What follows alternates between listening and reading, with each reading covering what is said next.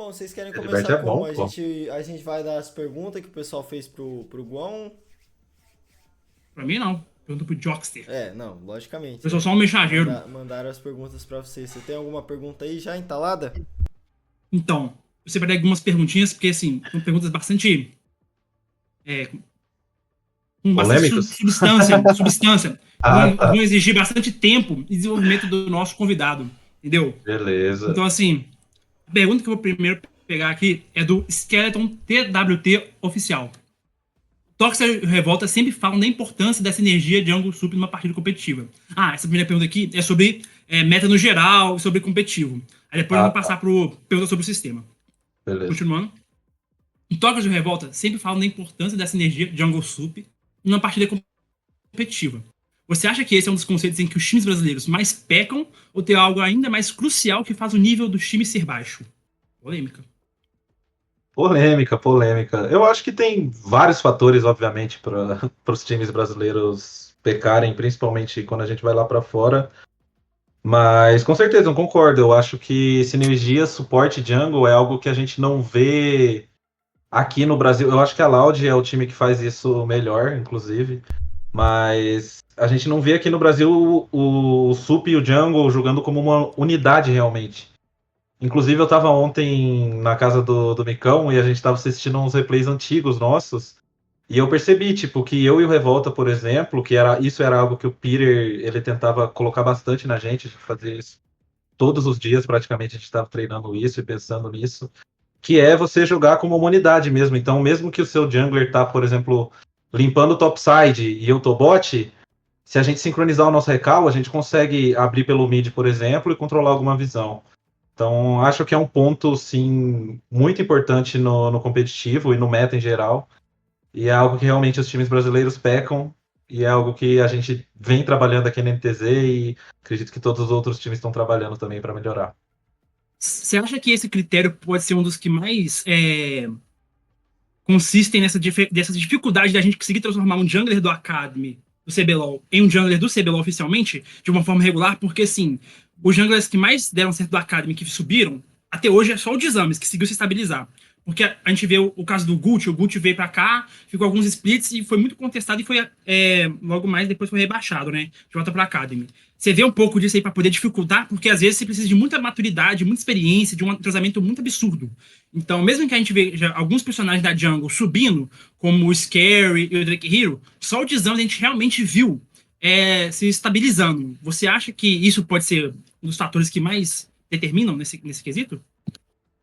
Eu acho que sim, tipo, pra mim as roles, né, você pensar na jungle e no sup, eu acho que são as duas que você mais precisa ter uma experiência e ser inteligente e saber o que está fazendo no mapa e jogar junto com o time. Então são muitos fatores para você, principalmente se você é um jungler novato, para você pensar e para você tentar executar esse tipo de coisa num time. É muito difícil realmente. Geralmente os times que a gente tem aqui no Brasil, por exemplo, os junglers são os motores do time, são os caras que chamam jogada, que fazem as coisas acontecerem. Então eu acredito que é sim um fator. E mecanicamente, se a gente for ver, eu não acho que tem algum jungler do Academy que não é muito bom mecanicamente, que é pior do que os junglers que a gente tem no CBLOL, por exemplo. Até porque se for olhar o meta, né? Tipo, o Maokai não tem mecânica, o Sejuani também não. Uhum. Então, eu acredito que sim, a Jungle e Sup também são roles. Eu acho que Sup um pouco menos, porque importa muito sua mecânica na lane.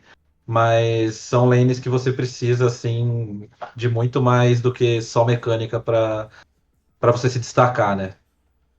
Pode crer. Tem Resumindo, mais uma então. pergunta aqui. Não, Ah, não. pode falar, Se Mitas. o Jungle brasileiro tem que pensar, ele tá fudido então, né? Então, Tá doido. Cara, o Tipo QI isso. médio, o QI médio dos jogadores brasileiros, esse é algo assustador. Agora, na Jungle, Piorou. eu tenho medo, tenho medo, tenho medo. A nossa referência de inteligência é tipo assim, Shine e Revolta. Fiquem aí, se você te conforta, te assusta. Eu, como É que é intérprete, me difícil ver, conforta. né, Gon? Tipo, quando a gente vê de fora, tipo, por exemplo, eu não sei se o Carioca é um jungle inteligente. eu nunca trabalhei com ele. Ele Nem é o Croc, esforçado. Ele é tá esforçado. ligado? Não, O que eu não, vejo de não, fora, o que eu vejo de fora, eles parecem ser jogadores inteligentes, mas não tem como saber. Então, tipo, além de ser um bagulho muito importante, é complicado você. Por exemplo, se eu quiser um jungler do Academy, eu não tenho como saber se o cara é inteligente ou não, tá ligado? É algo difícil de você medir também. Aceita essa resposta. Aceita essa resposta. Carioca Eu tenho mais uma pergunta aqui, mas também sobre competitivo, sobre o meta no geral, assim, mas mais pegado pra essa role de suporte, né? Que eu acho que você tem um pouco de propriedade pra poder falar sobre o assunto. Eu acho. Um pouco, talvez. Do Juan Eleven, do Twitter, ele disse assim, ele perguntou assim: queria saber algo mais pessoal dele. Ele foi disparado o melhor sup da sua época, isso eu concordo. Mas o que faz dele e outros jogadores antigos não desempenharem mais o mesmo League de antes? É a rotina que não aguenta mais? É o nível dos adversários que aumentaram? Eu acho que, de novo, são diversos fatores, mas eu acredito muito que o LoL, para qualquer jogador, é muito sobre o time que você tá e sobre o momento que você se encontra, tá ligado? E eu acredito muito que, na época que eu fui o melhor, eu estava em times muito bons, que encaixavam muito bem o meu playstyle com um deles. E eu acho que era o meu momento também. Eu acho que eu tava num momento muito bom, que eu tava jogando muito bem mecanicamente. E, por exemplo, para 2018, eu não acho que eu tava pior mecanicamente do que eu era antes. Eu acho que depois eu fui decaindo talvez um pouco mecanicamente, mas igual eu falei, é sobre o momento, é sobre o time que você tá. A gente não se deu muito bem quando a gente voltou em 2018, e aí a gente já não tava batendo as ideias mais. E eu acho que tudo isso leva qualquer jogador a não ter o seu melhor momento, seja no stage, seja em treino, seja mecanicamente, tá ligado? Então, eu acho que é muito sobre isso. Tipo, se você. Você tem que dar sorte de encontrar um time que você vai encaixar muito bem, tá ligado? Obviamente, tem coisas que são individuais. Mecânica é uma delas. E como você enxerga o jogo também. E tudo isso leva o jogador a decair o nível, digamos assim. Eu acho que outra coisa que me levou a ter um futuro assim na carreira pior do que eu tive em 2016, por exemplo, é muito sobre, tipo, eu fui adquirindo muito conhecimento e às vezes eu não sabia como expressar esse conhecimento de uma maneira que ajudasse o time. Às vezes eu atrapalhava muito em reviews ou coisas desse tipo, porque eu tava puto com alguma coisa, esse tipo de coisa foi, além do que eu falei, da minha mecânica ter ido piorando, eu acho que foram os fatores, assim, para mim, e eu acredito que para muitos jogadores também, que levaram a eu não ter o nível que eu já tive, né, de ser o melhor e tal. Entre 2015 e 2017, que assim, eu pelo menos considero que, tipo, o teu auge, assim, foi 2017. O teu nível, assim, era bizarro em 2017. Seu ano foi espetacular. Eu acho também que acho. não fica muito na mente da galera, assim, da comunidade e tal, tipo assim, dos telespectadores, essa questão, tipo assim, você ter sido o melhor de 2017, porque, a gente dizer, como torcedor, tenho propriedade pra falar. Eu senti que nós pipocamos nas duas semifinais de 2017. Porque éramos declaradamente favoritos. Foi o peso da camisa, foi o peso da camisa. Cara, pelo amor de Deus, cara. Tipo assim, no primeiro split de 2017 e no segundo também, cara, a gente pipocou. E tipo assim, nossa, cara, eu lembro que eu chorei naquela semifinal contra a PEN de 2017 no segundo split, cara. Eu chorei. Porque era final no Mineirinho, tinha comprado ingresso, eu tava maluco. Nossa, fiquei muito triste, cara. Fiquei muito triste. Mas assim, e tá jogando demais e tal, só que fica muito essa questão do resultado, né? E às vezes o resultado ele sobressai muito sobre essa questão do individual, que a gente meio que dá mérito pra quem é o melhor jogador, etc.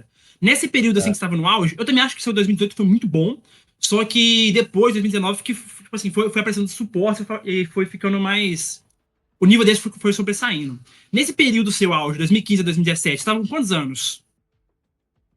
Nossa. Faz tanto tempo, velho. 2014, quando eu cheguei... 6 anos atrás, não, 8 anos atrás. 2014 eu tinha 18, 2015 eu tinha 19, 9, 20, 21. 2016 tinha 20, 21. Isso. Cara, mano, é que tipo assim, se a gente pensa assim, as pessoas com 21, 22 anos, elas não sabem a melhor forma de se expressar tipo assim, em dinâmicas, em grupo, em dinâmicas sociais. Então é realmente entendível. Talvez isso seja uma das razões pela qual o Shin voltou Prime. Que tipo assim, se o Shin já era bom 2020, 19, 18. Agora, imagina agora que ele tem uma maturidade absurda, ele provavelmente sabe a melhor forma dele, tipo assim, se comunicar com os seus colegas, sabe, de fazer eles se sentirem melhores, tipo assim, extrair o melhor deles. Eu acho que esse temperinho que tá. Explica o Vixe, BRTT, então. No Prime. Não, Ixi. eu já respeita estava o pai. preparada Não, para sua não, pergunta. Pergunta pro Goão, hein? não, eu Responde tenho- aí, já Goão. estava- Responde aí, Eu estava Goão. preparado para Não. sua pergunta. E eu simplesmente acho que só não deu liga. Acho que não deu liga, porque, tipo assim, em teoria, o Chine escolheu o time que tá jogando. O Chine escolheu o Os time coreanos e tão praticamente. boicotando o pai, velho. Tem jeito. Teoricamente, ele até chegou a montar, porque, tipo assim, ele já tinha uma proximidade com o Fu. Ele olhou de longe o time no primeiro split pra ver se dava pra entrar ou não. Aí ele viu aspectos do time positivo que faziam com que ele encaixasse e deu muito certo. O BTT não. O BTT decidiu no segundo split, quando acabou o segundo split, que ele voltar a jogar, e pegou o time que, tipo assim, teoricamente, estava com as melhores ofertas pra ele, porque tinha poucos times disponíveis pra ele. Era Fluxo, Porque ele tá Fluxo, não, abaixo, Fluxo não. cara. Era Loas e Fúria. Então, assim, Ele chegou a ele, treinar pro ele, Forte, ele, pô, está, pera ele, aí. ele estava entre o picolé de merda e o picolé de bosta. Entendeu? Era entendeu? melhor ter Verdade ido é de essa. sup pro Ayu. É. E Aí eu já não sei. Qual eu não sei. picolé ele escolheu, né? Ai, Só Deus ai. sabe. Aí vocês decidem aí. Aí vocês decidem. Aí, por isso que eu acho que o BRTT não tá com esse prime todo que o Chile tem. Cara, eu tenho